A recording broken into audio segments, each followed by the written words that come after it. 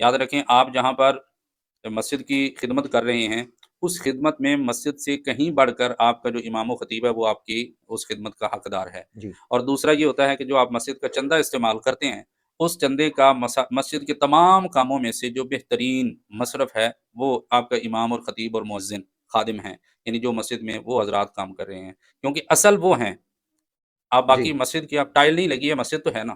مسجد کے اندر اعلیٰ کلیم نہیں پڑا ہے، مسجد تو ہے نا، مسجد میں اے سی نہیں لگے ہیں، مسجد تو ہے نا، سارا نظام چل یعنی سکتا ہے۔ مختصراً آپ کہنا چاہ رہے ہیں کہ جو ضروریات اولین ترجیح والی ہیں ان کو پہلے کیا جائے، ہاں جی، باقی سہولیات جو ہیں ہاں جی۔ جی تو جو امام اور خطیب، اگر امام نہ ہو، خطیب نہ ہو، تو پھر ہوں آپ کیا کریں گے؟ ہوں آپ نہیں نظام نہیں چلا سکتے ہیں۔ تو سب سے پہلے اپنے جو آپ مسجد کا چندہ جو وہاں پہ آپ کو آتا ہے محلے کی طرف سے، آپ لوگوں سے اکٹھا کرتے ہیں مسجد کے اوپر خرچ کرنے کے لیے، تو سب سے آپ کا بہترین مصرف جو ہے وہ آپ کا امام اور خطیب ہے، ہوں اور سب سے زیادہ اجر بھی اس کی خدمت میں ہے۔ اس کا بھی خیال رکھا کریں کہ دنیا کا جو نظام ہے وہ کس طرح چل رہا ہے، اس جی نظام کے مطابق انہیں بھی زندگی گزارنے کا پورا حق دیں۔